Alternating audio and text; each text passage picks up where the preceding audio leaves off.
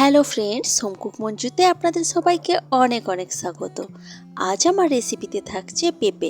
একদম সম্পূর্ণ নিরামিষ পদ্ধতিতে আমি এই রেসিপিটি বানাবো। তবে এই পেঁপের রেসিপিটি একটু অন্যভাবে, এটা হবে মুগ ডাল দিয়ে।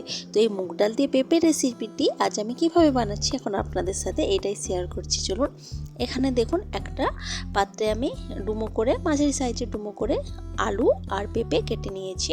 কেটে ওর মধ্যে নিয়েছি, তার সাথে দিচ্ছি সামান্য নুন, আর এখন দেব জল। এটাকে আমি এখন সেদ্ধ করব, তো তার জন্য জলটা দিয়ে দিচ্ছি।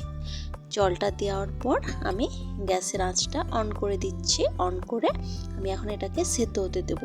ওই 5 মিনিটের মতনই সেদ্ধ করব, খুব বেশি সেদ্ধ করব না। 4 থেকে 5 মিনিট মতো সেদ্ধ করলে হয়ে যাবে। এর থেকে বেশি সেদ্ধ করলে গলে যেতে পারে। তখন রান্নার সময়ও যেহেতু পেঁপে আলু কিছুটা রান্না হবে, তো সেই জন্য হাফ সেদ্ধ মতো করব, মানে ওই 50 থেকে 60% মতো পর্যন্ত। তো দেখুন এখানে কিন্তু সেদ্ধ হয়ে গেছে। আমি এটাকে এখন তুলে রাখবো এবং রেখে জলটাকে ছেঁকে ফেলে দেব। জলটাকে ছেঁকে ফেলে দেওয়ার পর আমি একটা কড়াইতে, শুকনো কড়াইতে মুগ ডাল নিয়েছি কিছুটা। এখন এই মুগ ডালটাকে শুকনো কড়াইতে একটু লালচে করে ভেজে নেব। একটু লালচে করে ভেজে নিলে মুগ ডালটা খেতে অনেক বেশি ভালো লাগবে এবং সুন্দর একটা গন্ধ বের হবে মুগ ডালটা থেকে।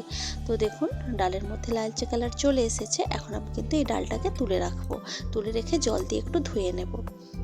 এরপর আমি কড়াইতে সরষের তেল গরম করতে দিয়েছি। সরষের তেলটা ভালো মতো করে গরম হয়ে যাওয়ার পর আমি এর মধ্যে দিচ্ছি সেদ্ধ করে আলু আর পেঁপে যেটা রেখেছিলাম নুন দিয়ে, সেটাই এখন এই তেলের মধ্যে ভালো মতো করে ভেজে নেব। সেদ্ধ করে সরাসরিভাবে রান্না না করে তার আগে যদি একটু ভেজে নিই, তাহলে রেসিপিটা খেতে অনেক বেশি টেস্টি হবে।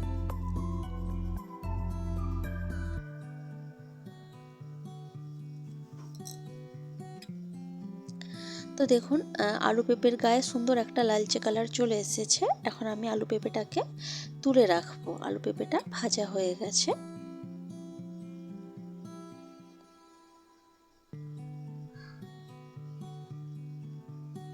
তো আলু পেঁপেটাকে তুলে রাখলাম। কড়াইতে আবারও আমি সরষের তেল দেব। সরষের তেলটা আবারও গরম হয়ে যাওয়ার পর এখন আমি এর মধ্যে ফোড়ন দেব। ফোড়ন হিসেবে দেব একটা শুকনো লঙ্কা, একটা তেজপাতা ছিঁড়ে দিয়েছি, শুকনো লঙ্কাটাও ছিঁড়ে দিয়েছি এবং তেজপাতাটাও আমি ছিঁড়েই দিলাম। আর তার সাথে দেব কিছুটা গোটা জিরে। এই ফোড়নগুলো থেকে খুব সুন্দর একটা গন্ধ বের হবে, ততক্ষণ পর্যন্ত ফোড়নটা ভেজে নিতে হবে। তারপর আমি এর মধ্যে দেব 1 চামচ মতো আদা বাটা। আদা বাটাটা দেওয়ার সাথে সাথেই দেখুন তেলটা কতটা ছিটিয়ে আসছে এবং তার সাথে সাথেই আমি সেই জন্য হলুদ গুঁড়ো দিয়ে দিলাম। আর তাহলেই কিন্তু ছিটানোটা পুরোপুরিভাবে বন্ধ হয়ে গেল। এখন আদা বাটাটাকে আমি এই তেলের মধ্যে একটু ভালো মতো করে ভেজে নেব। একটু ভালোভাবে ভেজে নেওয়ার পর এখন আমি এর মধ্যে দেব স্বাদ মতো লঙ্কার গুঁড়ো, তার সাথে দেব কিছুটা জিরের গুঁড়ো। তো লঙ্কার গুঁড়ো, জিরের গুঁড়োটা দেওয়ার পর এখন আমি দেব একটা টমেটো আমি পেস্ট করে নিয়েছি মিক্সিতে, সেই টমেটো পেস্টটাই আমি এর মধ্যে দিয়ে দিলাম। এখন এই মশলাটাকে আমি খুব ভালো মতো করে কষিয়ে নেব। গ্যাসের আঁচটা মিডিয়ামে রেখে মশলাটাকে আমি ভালো মতো করে কষাবো। মশলাটা কষানোটা যতটা ভালো হবে এই রেসিপিটা কিন্তু খেতে ততটাই ভালো লাগবে।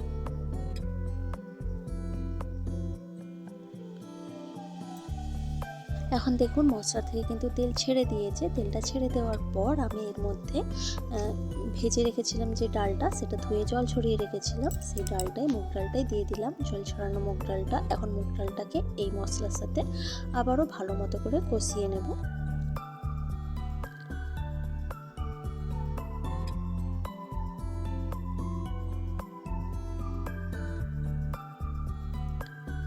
তো মুগ ডালটা কিছুক্ষণ এইভাবে কষিয়ে নেওয়ার পর আমি এখন এর মধ্যে দিয়ে দিলাম কিছুটা জল। জলটা আমি দিয়েছি যে মিক্সির জারে আমি টমেটোটা পেস্ট করেছিলাম, ওই পেস্টটা ধুয়ে কিছুটা জল আমি এর মধ্যে দিয়ে দিলাম। এখন আমি এটাকে ঢাকা দিয়ে রাখবো। এই মুগ ডালটাকে কিছুটা সেদ্ধ করে নেওয়ার জন্য, পুরোপুরিভাবে গলে যাবে এরম সেদ্ধ নয়, কিন্তু কিছুটা সেদ্ধ হয়ে যাবে। তার জন্য 2 থেকে 3 মিনিট রাখলেই কিন্তু হয়ে যাবে। তো দেখুন 2 থেকে 3 মিনিট পর ঢাকা খুলে আমি দেখাচ্ছি, মুগ ডালটা কিন্তু অনেকটাই ফুলে উঠেছে এবং জলটাও কিন্তু সেই জন্য অনেকটা শুকনো হয়ে গেছে। এখন আমি ভেজে রাখা আলু আর পেঁপেটা এর সাথে অ্যাড করে দিলাম। এখন সব কিছু একসাথে খুব ভালোভাবে মিশিয়ে নেব। কিছুক্ষণ ধরে এইভাবেই মিশাতে থাকবো এবং একই সাথে কষানো হয়ে যাবে।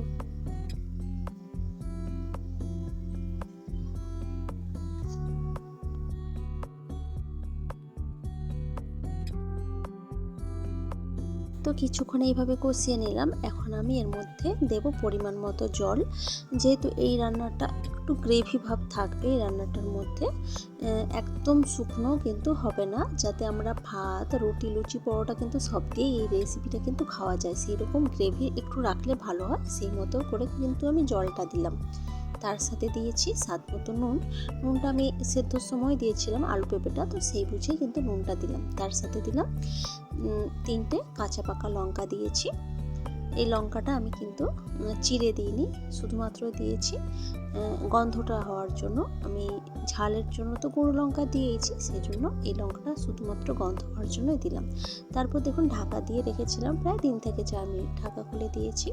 এখন জলটাও কিন্তু বেশ অনেকটাই শুকনো হয়ে গেছে, আর এইটুকু জল তো রাখতেই হবে, আবার ঠান্ডা হলে কিছুটা শুকনো আরও হয়ে যাবে। তো এরপর আমি এখন এর মধ্যে দেব সামান্য চিনি। যেহেতু এটা একটা নিরামিষ রেসিপি, সেই জন্য সামান্য চিনি দিলে রেসিপিটার স্বাদটা অনেকটা বেড়ে যাবে। তো সামান্য চিনি দিয়ে সব কিছুর সাথে ভালো মতো করে মিশিয়ে নিচ্ছি। মিশিয়ে নিয়ে গ্যাসের আঁচটা অফ করে আমি ঢাকা দিয়ে দেবো স্ট্যান্ডিং টাইমের জন্য। তারপর একটু ঠান্ডা হয়ে যাওয়ার পর আমি সার্ভ করে দিয়েছি দেখুন। আর এই রেসিপিটা খেতে দুর্দান্ত হয়, আর ভাত বলুন, রুটি, লুচি সমস্ত কিছুর সাথে খুব ভালোভাবে খেতে পারবেন। যেহেতু এটা একটা নিরামিষ রেসিপি, তো আপনারা কিন্তু যে কোনো দিনই রেসিপিটি বানাতে পারবেন। তো রেসিপিটি আপনাদের কেমন লেগেছে সেটা কিন্তু অবশ্যই আমাকে কমেন্ট করে জানাবেন। ভালো লাগলে লাইক, কমেন্ট, শেয়ার করবেন এবং প্লিজ আমার চ্যানেলটি সাবস্ক্রাইব করে আমার পাশে থাকবেন। তো আজকের ভিডিওটা এ পর্যন্তই থাক। দেখা হচ্ছে অন্য কোনো দিন অন্য কোনো ভিডিওতে অন্য কোনো রেসিপির সাথে। আজকের মতো টাটা, বাই বাই।